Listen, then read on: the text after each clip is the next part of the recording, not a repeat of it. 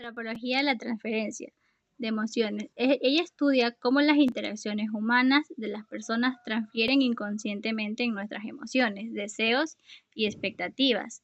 De las experiencias pasadas, esto generalmente configura significativas hacia otras personas en el presente, desde una perspectiva antropológica.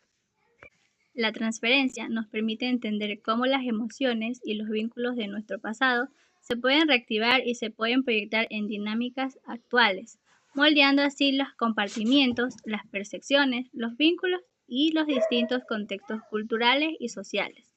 Así, la transferencia emocional es clave para comprender cómo se construyen y se reproducen las relaciones humanas a través del tiempo y del espacio. Las emociones como experiencias humanas fundamentales siempre han estado presentes en la vida y el pensamiento de las sociedades, incluso mucho antes de que filósofos como Aristóteles intentaran categorizarlas. La forma en la que se denominaban y entendían eran culturalmente específicas y a menudo no se esperaba de manera tan clara de la razón, el alma o las afecciones físicas como lo hacemos hoy en día.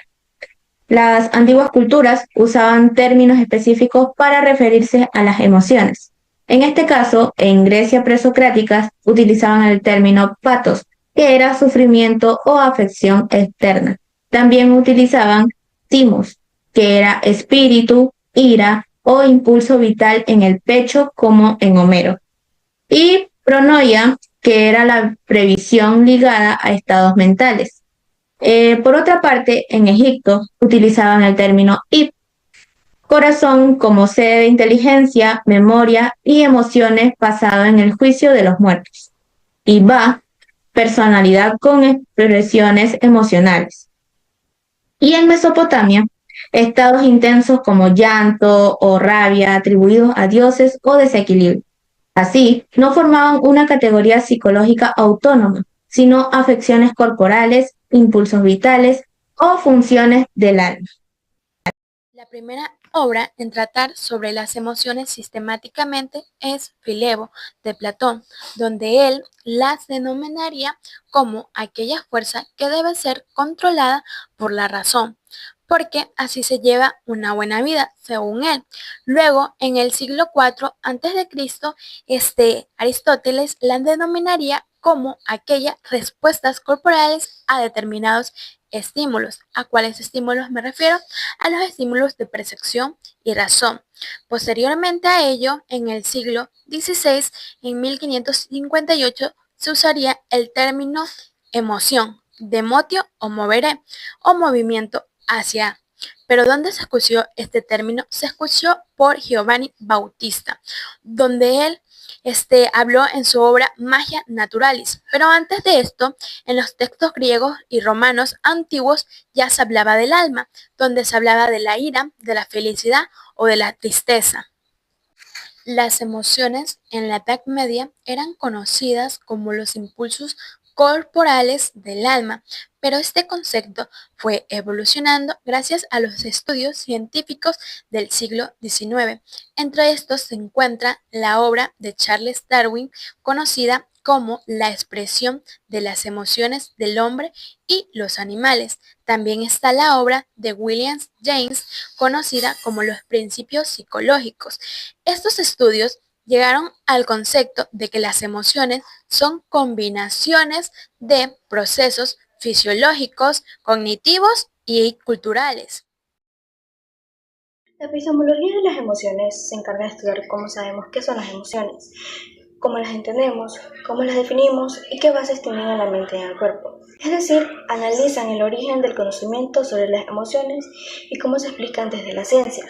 Antonio Damasio, en 1994, planteó que las emociones son respuestas automáticas del cuerpo y del cerebro, es decir, como cambios en la respiración, la postura o el ritmo cardíaco. Según él, estas reacciones vienen primero y después aparece lo que es el sentimiento, que es cuando nos damos cuenta de lo que estamos sintiendo. Por otro lado, José Ledoux en 1996 explicó que las emociones funcionan como sistema de supervivencia del cerebro. Él mostró que el cerebro reacciona muy rápido ante un peligro antes de que seamos conscientes de lo que pasa. Por eso diferenció entre lo que es la emoción, que es la reacción automática, y el sentimiento, que es la experiencia consciente que viene después. El origen del experimento de transferencia de emociones se fundamenta en el concepto del contagio emocional, que comenzó a estudiarse a finales del siglo XIX, cuando algunos psicólogos observaron que las emociones podían propagarse entre las personas. Durante el siglo XX, esta idea se fortaleció en las teorías del contagio social y finalmente se consolidó en los años 90 con los estudios de Hadfield, Krasiopov y Ratson, quienes demostraron científicamente que las emociones se transmiten mediante la limitación automática de expresiones y gestos. Estos avances teóricos y neurobiológicos sirvieron como base para que Living Six entre 2020 y 2022 creara su experimento educativo, el cual recrea de forma práctica cómo las emociones pueden influir y pasar de una persona a otra. El experimento de transferencia de emociones se relaciona con la psicología social de la educación, porque demuestra cómo las emociones se contagian en las personas y afectan la dinámica de un grupo. En el aula, esto significa que las emociones del docente y de los estudiantes influyen en el clima escolar, en la motivación y en el aprendizaje.